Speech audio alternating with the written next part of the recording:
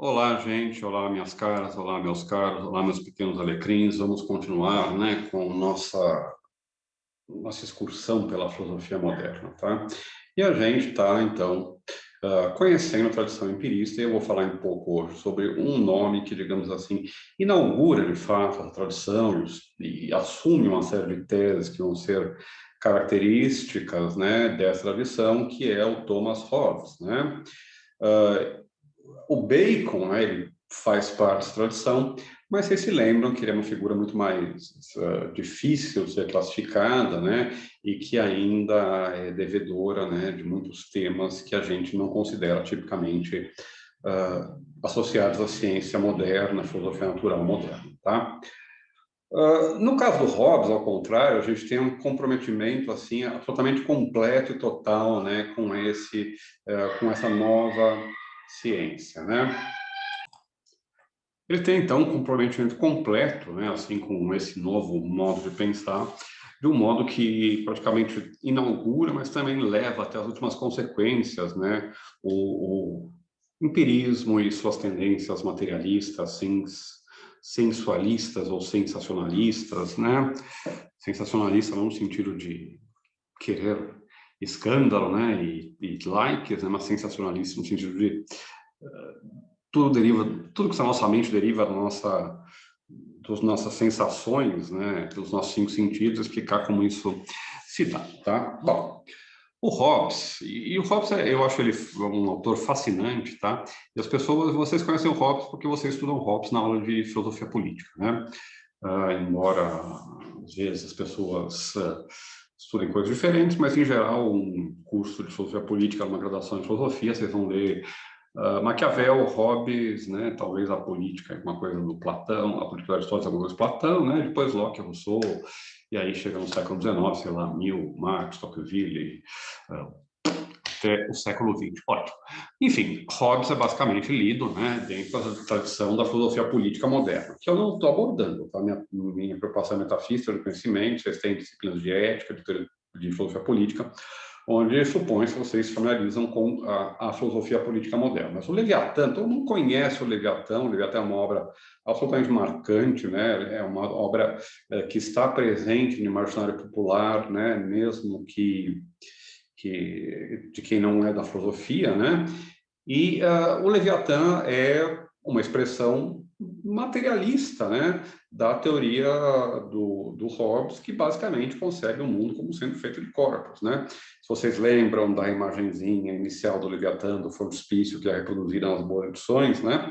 É aquele grande monstro, né? Mas ele próprio é composto por um monte de indivíduozinhos, né? Então o Leviatã engloba todos os indivíduos, né? E as pessoas interpretam isso como estado malvadão, dominando as pessoas, né?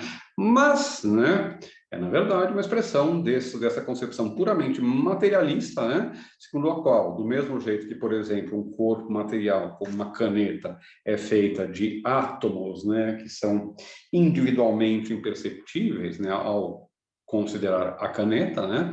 Também o corpo político é feito desses átomos que são os indivíduos, né? Que, digamos assim, dissolvem a sua individualidade para formar esse corpo maior, que é a sociedade civil, que é o corpo político, que é o Leviatã, né? Mas é uma expressão do materialismo do Hobbes, tá? Muito mais do que qualquer outra coisa, tá? E o Leviatã é de 1651, tá? Mas ele é acompanhado também, ou talvez a principal obra do Hobbes, né? Não seja o Leviatã e seja um grupo de livros que recebeu o nome geral de Elementos de Filosofia. Foi incompleto, ele não chegou a escrever tudo, a publicar tudo, né? Mas é composto do De Quive do Cidadão, que é de 1642, do De Corpore, de 1655, e do De Homine, né, de 1658, né? E, em particular, o texto mais interessante, né, para a nossa disciplina, pelo menos, nesse caso, é o De Corpore, tá? Que é, então, um pouquinho posterior ao Leviatã, mas que justamente explicita todos esses compromissos, né, materialistas do Hobbes, tá? Uma outra curiosidade sobre o Hobbes, e aí vocês vejam, né, como é que aquelas coisas, aquela oposição geral que a gente faz entre empirismo e racionalismo, ela não se aguenta quando a gente começa a olhar para os detalhes, né? Por exemplo, a gente pensa em Descartes, a gente pensa em matemática. A gente associa a matemática com Descartes, a gente associa a matemática, o modelo matemático, com Descartes, Spinoza, com Leibniz, né? E assim por diante. O modelo matemático ideal de uma certeza e análogo àquela certeza que a gente é capaz de produzir na matemática é o que guia os racionalistas, né? E por isso que eles concebem conhecimento, que não faz distinto, blá, blá, blá. Mas, se vocês lerem A Vida dos Filósofos de Aubrey, né, onde o Aubrey conta os literários filósofos, entre eles Thomas Hobbes, né, ele fala, olha, o Hobbes era um cara que estava lá andando um dia numa livraria, ele entrou, viu um livro, começou a ler, não entendeu, mas falou, para entender isso tem que entender o que veio antes, ele começou a voltar, né, e aí passaram-se horas, né, o Hobbes estava lá, ele disse que ficou absolutamente fascinado com aquele livro eram os elementos do Euclides, né? Justamente esse modelo de rigor, de prova matemática, um sistema axiomático dedutivo, né?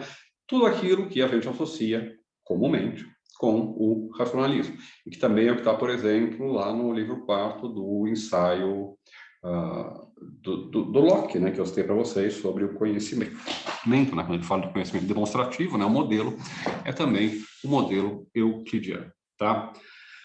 Outra coisa que é típica da filosofia moderna, né, e que vejam, assim como a gente tinha encontrado uma crítica da escolástica no Descartes, que é muito mais nuançada do que ela parece ser pelas frases iniciais do discurso do método, das meditações, né? Mas a gente tem uma crítica da escolástica no Bacon, né, no Descartes e assim por diante, e a gente também tem, obviamente, uma crítica da escolástica no Hobbes, tá? O Hobbes fala que a escolástica é fala sem sentido, insignificant speech, tá? É um blá blá blá que nada significa, né?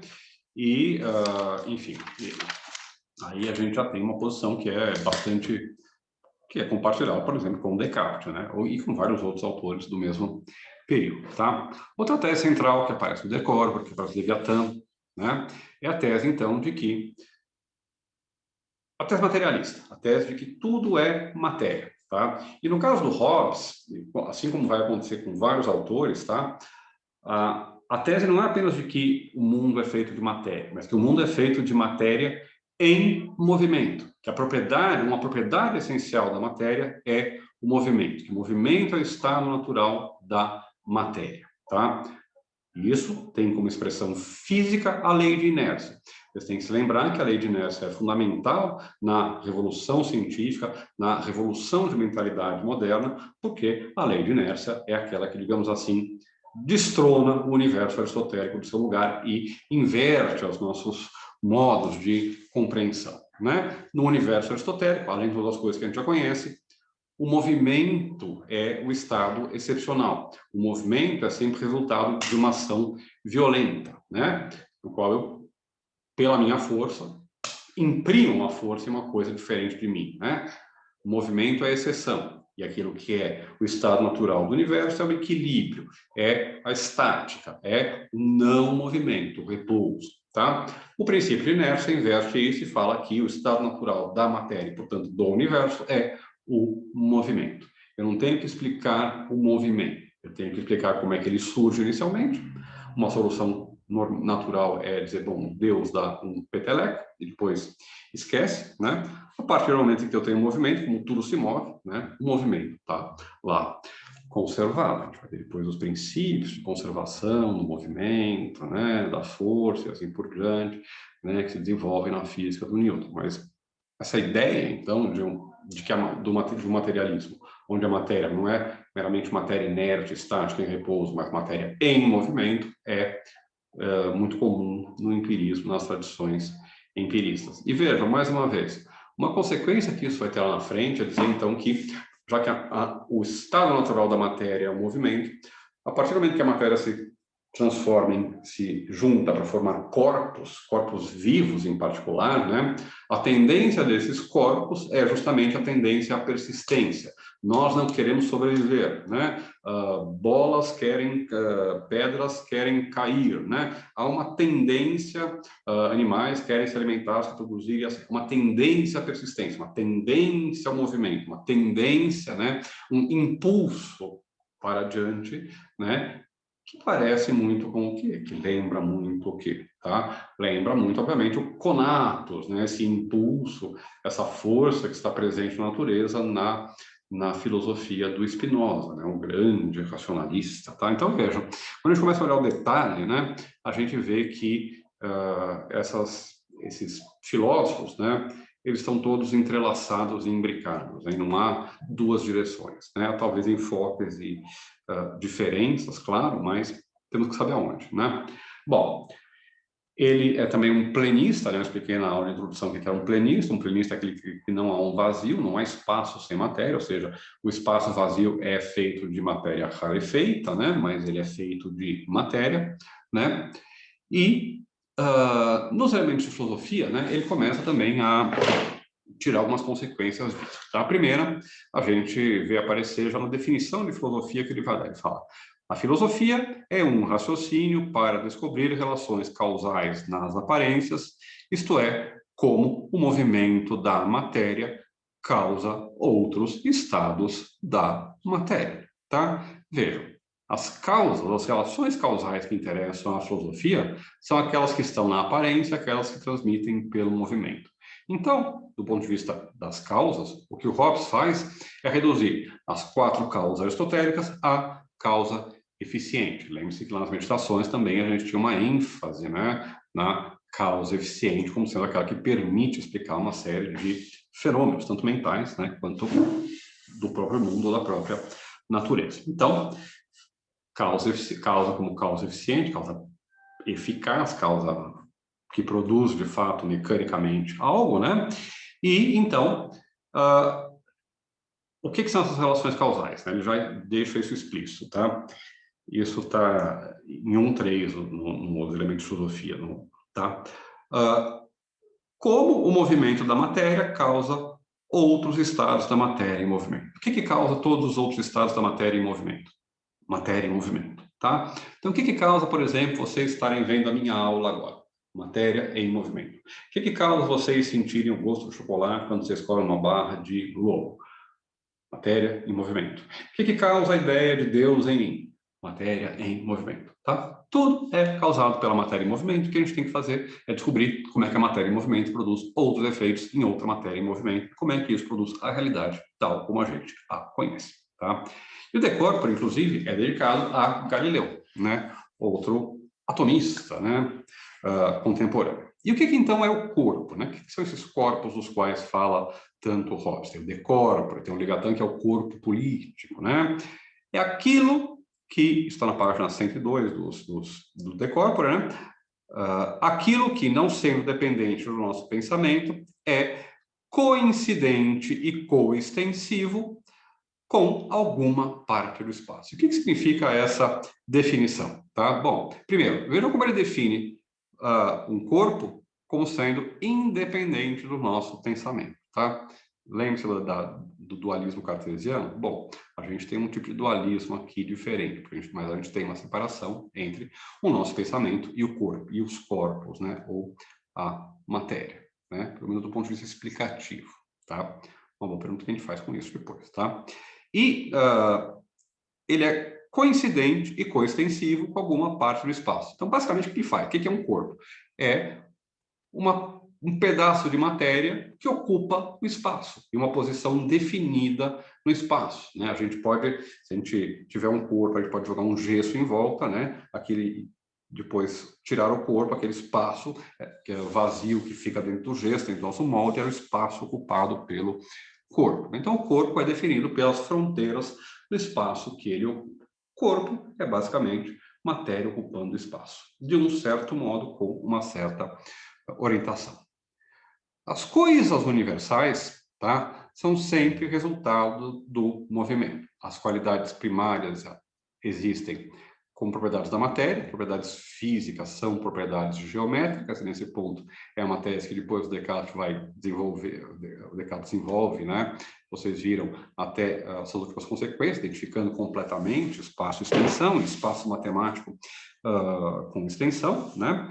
E coisas como, por exemplo, as qualidades secundárias, como é que eu explico a produção delas, né? cores, sabor, a sensação de quente, de calor, de frio e assim por diante. Bom, nada mais são do que partículas de matéria, agitando partículas de matéria no meu corpo que produzem certas sensações, né? E em si mesmas, não existe, por exemplo, o calor nos átomos. Existem átomos em movimento que produzem, né, a sensação do calor. Ou no frio, átomos em repouso, né, que produzem a sensação de frio. O movimento, então, é a base da explicação do Hobbes, só que ele próprio não pode ser explicado. Ele é um dado básico, né? Ele é um ponto, digamos assim, primitivo do sistema do Hobbes. O movimento existe, está aí, e a gente se vira com ele, tá? Bom.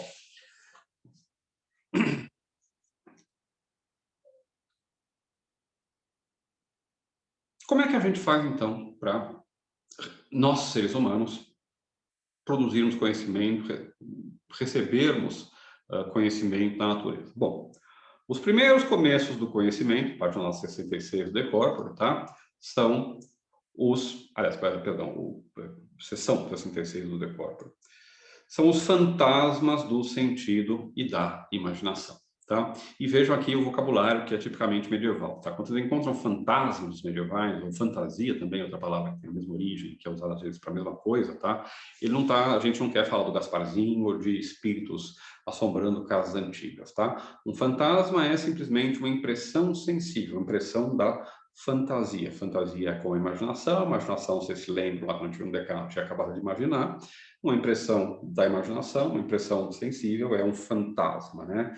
Fantasma é o equivalente, então, àquilo que é uma ideia no Descartes, ou talvez o conteúdo, né, de uma ideia no Descartes, tá?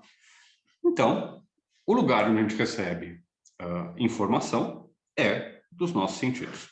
Os nossos sentidos são a fonte de conteúdo da mente e todas as nossas ideias derivam da experiência, tá?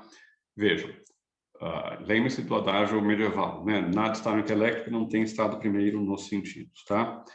Aqui a gente tem esse adágio levado às suas consequências últimas, né? Tudo deriva dos sentidos. Tudo, em última análise, se reporta aos sentidos e, mais do que isso, o fundamento de justificação última das coisas está nos sentidos. Na visão medieval, né, a partir do momento que os sentidos são, digamos, os dados dos sentidos são processados, incorporados pelo intelecto, a justificativa da veracidade do nosso conhecimento se encontra no próprio intelecto. No caso dos empiristas, a gente tem que remontar essa cadeia causal quase até as nossas primeiras impressões para que a gente, então, comece a ter conhecimento e informação do mundo. E o problema, então, é simplesmente como explicar que em um mundo mecanicista, materialista, determinista, nós, seres humanos, consigamos ter conhecimento, coisas que, por exemplo, outros seres aparentemente não têm. Pedras, né? Por exemplo, ou troncos de árvore. E é muito simples, é sensualismo. Os sentidos, ao serem tocados, produzem um objeto. Quando meus sentidos são tocados por essa xícara, eu percebo uma série de coisas. Uma forma redonda, a cor azul, né, um certo peso e assim por diante. Eu junto tudo isso em uma coisa e produzo um objeto. Lembre que eu falei que o Hobbes é um nominalista, tá? Se eu aceito esse sensualismo, esse sensacionalismo como a origem, né, das nossas representações, então, né, em última análise, não existe, por exemplo, a xícara, né, como um conceito, ou a xicridade como uma coisa que está presente em todas as xícaras. Eu simplesmente uso palavras como sinais arbitrários que ajudam a lembrar de coisas que são semelhantes. Por exemplo, xícaras ou canetas, ou seres humanos, ou rosas, tá? Ou justiça, ou beleza, tá? Todos os universais nada mais são do que convenções arbitrárias, né? Sobre como é que a gente vai, digamos assim, recortar o nosso mundo das sensações e atribuir um certo nome a umas e um certo nome a outras, sem que haja nada no próprio mundo, nenhuma realidade, né, substancial no próprio mundo que justifique isso. Então, um nominalismo absolutamente radical, tá? Tanto lógico quanto epistemológico, ou seja, tanto do ponto de vista do conhecimento, né, em última análise, eu tenho que voltar nas sensações, não tem formas intermediárias, né, ou intuições, né? Quanto, lógico, né, palavras têm significação arbitrária, não existem universais e vamos em frente, né? E as sensações, no entanto, elas não são suficientes para que a gente tenha conhecimento, né? Assim como eu vinha anunciando para vocês, a gente tem que ter uma outra faculdade, que é a faculdade de raciocínio, né? Ele faz especialmente um método adequado de raciocínio, né? Pelo qual a gente chega ao conhecimento. Agora, como o nosso conhecimento é produzido mecanicamente, sensualmente, a partir das nossas impressões, ele nunca vai poder ter um grau absoluto de certeza. Ele nunca vai poder ser daquele tipo universal, necessário, claro, distinto que a gente tem em Descartes. Mas ele é sempre probabilístico, aproximativo, tá? Esses não são os termos que o Hobbes usa, mas a ideia geral é essa. E a ideia geral é essa também em muitos autores empiristas, em particular no Hume, tá? A gente vai ver no Hume que ele admite graus de certeza. E isso é uma diferença importante, né?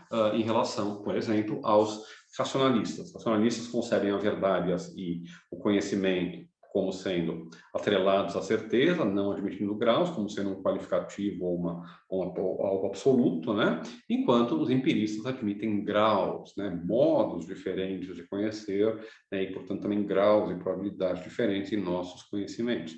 É muito provável que todos os homens são mortais, é muito pouco improvável que exista... É muito pouco provável que exista uma cidade perdida com dinossauros na Amazônia em 2021. Tá bom. A gente entende perfeitamente quando a gente fala, não temos certeza absoluta, mas é bem provável. Tá bom. E o ponto aqui, assim, é que isso implica que há dois tipos de conhecimento, tá? E vejam, mais uma vez, essa concepção dicotômica do conhecimento, as faculdades humanas, é o que caracteriza e o que separa o empirismo do racionalismo. Em Descartes, você se lembra que nós tínhamos um contínuo, né, que nos levava das percepções mais confusas e indistintas, por exemplo, a percepção visível e dos sentidos em geral, até aquelas mais distintas e perfeitas, né, claras, distintas e perfeitas que a gente encontra na matemática, no conhecimento de Deus e das coisas simples e assim por diante, né? Para os empiristas, a gente pega, por exemplo, o Locke, a gente vai ver um pouco isso, né? A gente tem sempre uma separação entre dois tipos de conhecimento, né? Que é o que se chama de conhecimento de fatos, para o Hobbes, e de conhecimento de consequências, tá? Então, por exemplo, eu conheço como fato de que esta pedra está quente. Ou eu conheço como fato, né, que o sol está forte hoje e ele o sol está queimando hoje, né?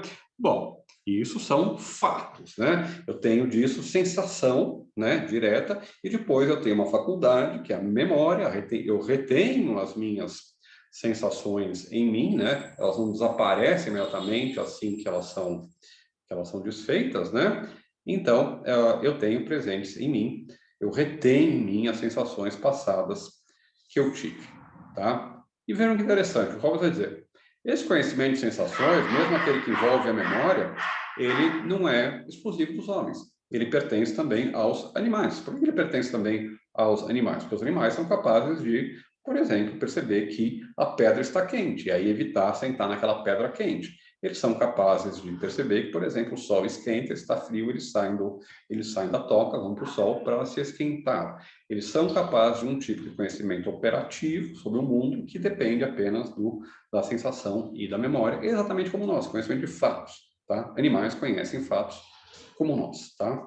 E vejam, né, assim, mais uma vez, assim como a gente tinha aquelas capacidades, faculdades ou tipos diferentes de alma, né, que percorriam, né, os nossos os reinos, né, dos seres, né, não há reinos dos seres, né, não há uma grande cadeia do ser no Hobbes, mas há, claro, né, essa ideia, né, de que nós temos algo em comum até com os próprios animais. Mas nós temos algo diferente. O que é algo diferente? É o outro tipo de conhecimento, né, que é o conhecimento de consequência, né? E o conhecimento de consequência é aquele que vai de uma afirmação a outra, né? Da constatação de um fato para uma afirmação sobre aquele fato ou sobre uma parte da realidade, né? Então, por exemplo, se eu digo, o sol está quente, o sol está brilhando hoje, a pedra esquentou, conhecimento de fato, tá? Eu digo, A pedra esquentou. Por que o Sol está queimando, ou como o Sol está queimando, ele esquentou a pedra? Isso é um conhecimento de consequência, de uma coisa implicar outra, de uma ideia que eu tenho implicar outra ideia, tá? O conhecimento dos fatos, ele é absoluto, ele é papo. A pedra está quente, eu estou vendo branco e assim por diante. O conhecimento, ao contrário, né, dado de consequência, ele é condicional. Ele é sempre na forma de um se, então. Se o sol brilhar, então a pedra esquentará. Se o corpo for deixado cair, então ele vai cair com tal aceleração e vai chegar em tal velocidade, em tanto tempo lá embaixo e assim por diante, tá? E o conhecimento científico, então, é conhecimento condicional. E o conhecimento científico, então, requer razão e raciocínio. Bom, a gente já sabe que a gente, então, tem a capacidade de pensar. Mas o que é a capacidade de pensar? Né?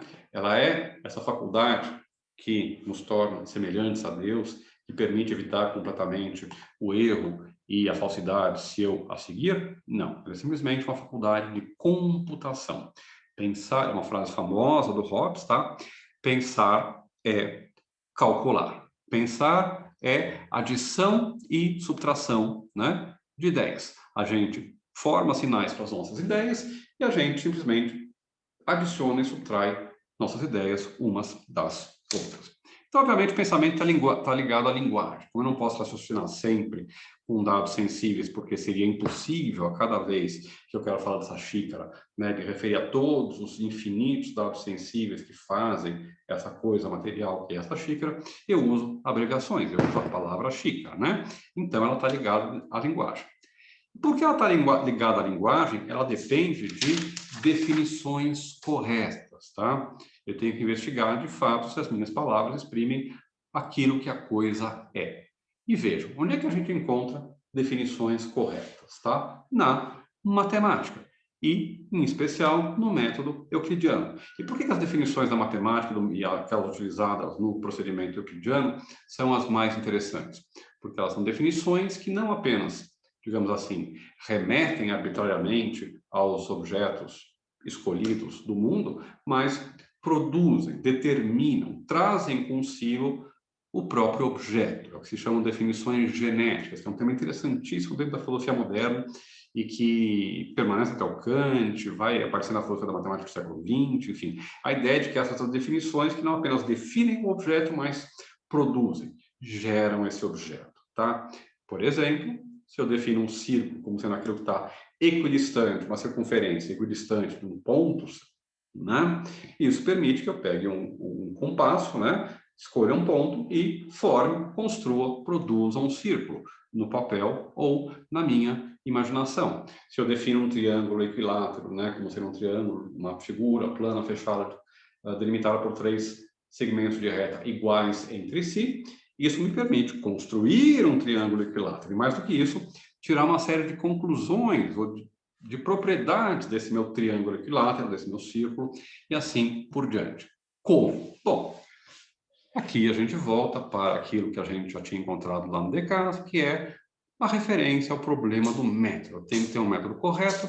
Esse método é um método tirado da matemática, é um método de análise e síntese, método analítico e sintético, e, no fundo, o método de descoberta é um método de análise que termina no método de resolução, tá? E veja, vou citar para vocês uma passagem aqui, já lá do livro quinto, né? Em que ele vai definir justamente o que são análise e síntese. Veja como ele não fala em análise e síntese o tempo todo, ele usa algumas outras expressões, mas que são equivalentes, tá? Ele vai dizer, raciocínio, né, essa busca da verdade científica, né, consiste em composição e divisão e resolução. Não há, portanto, método pelo qual encontramos as causas das coisas que não seja ou compositivo, ou resolutivo, ou parcialmente compositivo e parcialmente resolutivo. E o resolutivo é comumente denominado método analítico e o compositivo é denominado de método sintético, tá? Bom, como é que a gente procede em matemática? A gente pode proceder, né, de 2 modos diferentes, por análise ou por síntese, né, pelo método analítico, pelo método sintético, pela divisão ou pela resolução, né, dividindo os nossos elementos e remontando aos nossos elementos, e aparece também aí a tal da resolução. O que é a resolução? Bom, imaginem que eu tenho um problema, como é que eu faço para resolver o meu problema? Digamos, eu tenho que construir um certo segmento de reta que seja perpendicular a uma reta dada. Esse é o problema, tá? Como é que eu faço para proceder assim? Eu tenho que dividir o meu problema nos seus elementos, né? O meu segmento de reta, tem que pegar as coordenadas dele, A, B, né? E assim por diante. Bom, do que é composto uma reta? De pontos, né? Que eu delimito, enfim, eu analiso os elementos do meu problema. Aí eu vou lá, vocês pegaram os elementos de Euclides, isso é uma das primeiras demonstrações que aparecem lá, né? Aí eu construo, né? A partir disso, né? Tenho os elementos para construir aquele meu segmento de reta. Quando eu construí, isso que eu fiz, eu resolvi o meu problema. A análise se resolveu numa resolução, que resolve o problema. E a partir daí, eu posso fazer uma síntese desse resultado, eu posso unir esses diferentes elementos em uma teoria que me permite, por exemplo, construir retas perpendiculares a um dado segmento, a um segmento de reta dado. Tá? Esses são os momentos do método, e aquele que é essencial é o método analítico. Tá? Esse vocabulário resolutivo, compositivo, ele aparece bastante nos modernos, ele vem da escola de Pádua, que influenciou também o nosso amigo Galileu. Tá? Eu já estou terminando, quero dizer só mais umas coisinhas sobre o análise e síntese, que são importantes. Tá? Vejam, outra definição, e essa bem anterior lá no que aparece de análise, na qual ele vai dizer o seguinte: análise é o raciocínio da suposta construção ou geração de uma coisa pelas causas eficientes ou coeficientes daquilo que é construído ou gerado. Tá? E a síntese é o raciocínio a partir das causas primeiras da construção, continuando pelas causas intermediárias até chegarem à coisa mesma que é construída ou gerada. Tá? Isso aqui é esse processo, então, que eu expliquei para vocês. Tá? Traduzindo isso no vocabulário dos modernos, tá? A gente vai encontrar esse tratamento de análise de síntese o tempo todo. Tá no Descartes, tá no Locke, tá no Wolff, tá no Leibniz, tá em todo mundo. Tá? Bom, e análise, normalmente, então, no uso que os empiristas fazem da análise, né? A análise vai sempre do efeito para a possível causa, né? Então, remontar dos efeitos às causas. E a síntese vai das causas possíveis para os efeitos, né? E a gente tem, por exemplo, no texto, alguns exemplos de como isso se dá, por exemplo, para analisar a luz e assim por diante. No texto é interessante, tá? E o ponto é que existe uma diferença essencial entre a síntese que acontece nas ciências naturais, que é uma síntese puramente arbitrária ou convencional, e aquela que acontece na geometria, que é uma síntese levada, digamos, pela natureza da própria coisa e pela natureza da definição genética que cria e produz a própria coisa. A geometria é demonstrável porque somos nós mesmos que postulamos, construímos as figuras. A filosofia natural não é demonstrável nesse sentido, porque aquilo que nós procuramos demonstrar e compreender nos é dado de fora e vem de fora, né? E o que a gente pode fazer, então, é simplesmente explicar as relações causais e não especular sobre as suas causas, tá? O famoso hipóteses não fingo, né? Eu não quero explicar o porquê, mas o como, né, do nosso amigo. Eu não vou me meter a dar explicações causais ou teológicas desses fenômenos, né? Por exemplo, da gravidade, o famoso hipótese não fingo do Newton, né? Então, já está aqui na ideia de que a gente pode especular sobre as causas na natureza, mas jamais conhecê-las, né? Do modo que a gente conhece, por exemplo, com certeza, na matemática, tá? E, portanto, todo conhecimento natural, ele é condicional, portanto, tem um certo sentido provisório. Vejam como essa ideia é uma ideia bastante interessante, né, da filosofia natural, que depois vai ser incorporada à prática científica a partir do século XIX, do século XX. Tá? Vejam como a gente tem, então, em um autor tão radicalmente empirista como Thomas Hobbes, né, elementos que remetem a um caminho diferente daquele seguido, por exemplo, pelo Descartes, mas inúmeros pontos em comum, na escolha dos termos, na escolha do vocabulário, no enfrentamento dos mesmos problemas, né? E assim por diante, ok? Bom, isso aqui foi, então, nossa incursão pelo Hobbes, né, como uma introdução a um autor que é interessante, tá? Eu vou falar de alguns autores, vou deixar muitos outros de fora, não vou ter uma aula sobre Locke, ou sobre Wright, e assim por diante, ou sobre Spinoza, mas vamos ter uma linha sobre o Hobbes que foi essa, tá? Leiam os textos, se, tipo, no futuro, quando tiver interesse. Hobbes é um autor muito interessante. Tem um livrinho de uma professora da Federal do Paraná, Maria Isabel Limonge, sobre Hobbes e a linguagem, que desenvolve aquele aspecto que eu não falei, né, que tem a ver com a lógica, com como nossa linguagem está relacionada com as nossas ideias, como há um cálculo mental, né, e assim por diante. Bom, é isso, minha gente. Tchau, tchau, minhas caras. Tchau, tchau, meus caros. Tchau, tchau, meus pequenos manjericos.